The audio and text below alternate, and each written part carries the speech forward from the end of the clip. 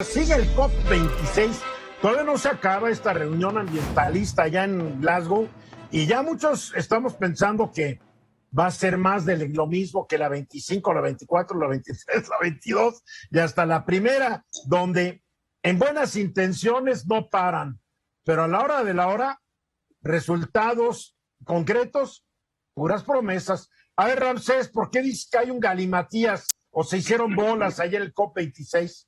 Bueno, el galimatías es que cada quien quiere para su poder dar ciertas instrucciones e incrementar el mismo bajo sus argumentos de cada uno de ellos.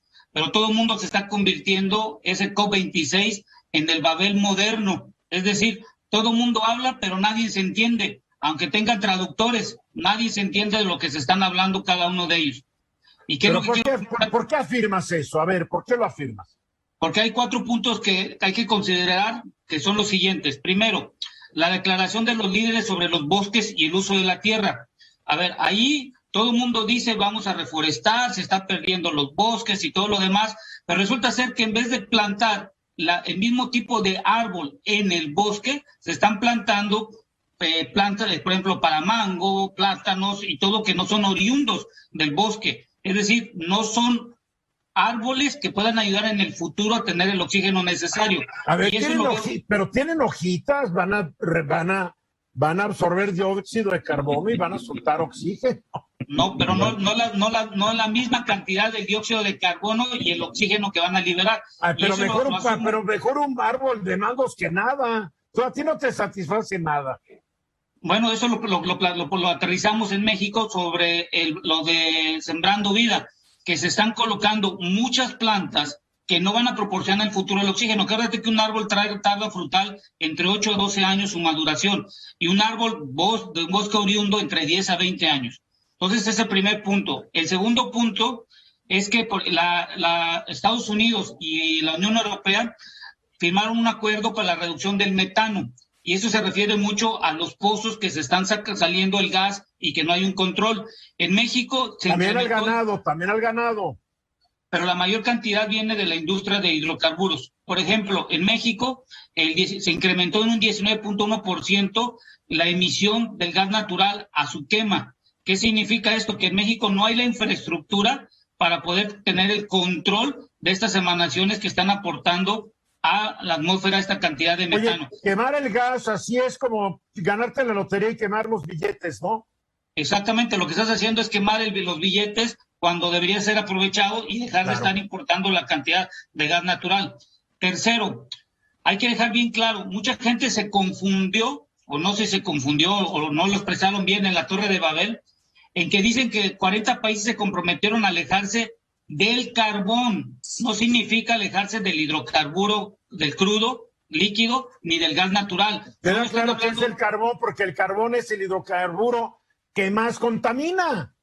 No, el carbón que se utiliza para generar la electricidad, el de las carnes asadas, el que se utiliza para generar electricidad es el que se va a eliminar. El crudo y el gas natural. Pero queda claro, pero tienen que empezar por algún lado, caray, el carbón. Pero van a seguir. Y tú en este programa has dicho que el que más contamina de todos es el carbón.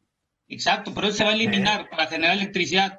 Pero sí, nada más te quiero decir que no lo firmaron este gran tratado, no lo firmó Estados Unidos, ni Rusia, ni la India, y que son países altamente con quemadores de carbón. Es como el Tratado de Bosques que acabas de mencionar, lo firma el señor Bolsonaro de Brasil cuando es el primer promotor de la tala del Amazonas. Esto es puro guiri, pura hipocresía, no nos hagamos guajes. A ver, Álvaro. Mira, primero, o sea, yo hay 2 cosas. La más importante es que Ramsés no está contento con nada. Esa es la primera. Y la segunda no le gustan los mangos, ni el cacao, ni el café. No, la verdad es que yo lo estimo mucho, pero está medio amargado. Pero o sea, yo lo que creo es que al final, no, ya hablando en serio, Ramsés, es que igual yo no soy un experto, pero para mí el globo terráqueo es un globo terráqueo y todo es la misma atmósfera, y si no se suman todos, poco se logra. O sea, si India sigue con el nivel de contaminación que tiene, claramente las consecuencias las va a pagar en alguna medida, me imagino, México, y si México sigue, pues exactamente, y de algún modo pienso un poco en esta isla de Pascua ahí en Chile, que dicen que justamente la razón por la cual dejaron de crecer árboles fue por un cambio climático en Australia. Entonces, yo creo que al final del día las consecuencias de un lugar se darán en otras, y si no se suman todos, sirve de poco, mi querido Ramsés. Entonces, yo tampoco estoy de acuerdo con nada.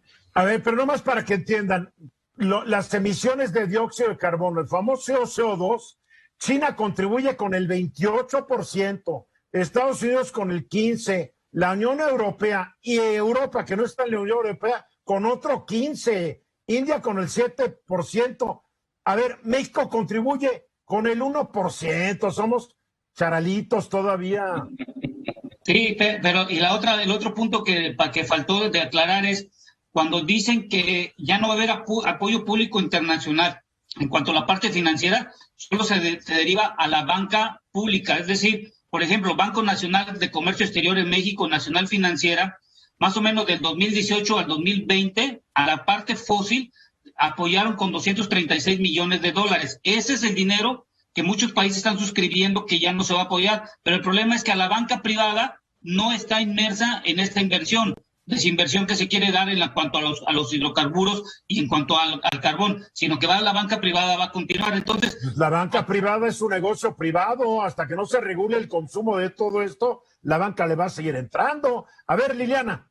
A mí me parece que es cierto esto que dice Álvaro, que no sirve de mucho, digamos, que si los principales países pues no están ahí al 100% dando el ejemplo y siendo los líderes, pero yo también creo que estaríamos peor si, dado que no están estos países, no hiciéramos nada. O sea, al final estas cumbres sirven para generar conciencia, para poner el tema en la agenda internacional. No han servido de nada desde el primer COP, la temperatura sigue aumentando. Por eso, peor sería que no pusiéramos el tema en la agenda y que digamos, no sirve nada, bien, vámonos todos a nuestra casa y olvidemos el tema. Hay que seguir hablando y no haciendo nada. Sigamos hablando. No digo no haciendo nada, pero no porque algunos no hacen nada, tenemos que dejar el tema a un lado. Casi nadie hace nada. Sí hay ciertos países que han sido muy cumplidores, los países escandinavos, etcétera, han hecho más o menos la tarea, algunos países chiquitos por ahí, pero la gran mayoría no han hecho nada o no pueden hacer nada. Rápidamente, derecho de réplica, Álvaro. Derecho de réplica. Lo que pasa es que los países más chiquitos, los menos avanzados,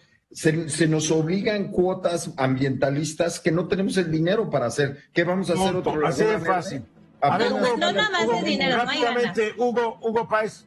Oye, Eduardo, yo creo que esto siempre pasa como en todas las cofradías. Los países más contaminantes son los más poderosos, pero son los de la vanguardia en el tema. Y esos tienen secuestrado las cosas que van a hacer. Al final del día, ellos saben perfectamente bien que no se van a poder mover fuera de sus intereses comerciales. Eso es todo lo que pasa. Mensajes y regresamos. Esta fue una producción de Grupo Fórmula. Encuentra más contenido como este en radioformula.mx.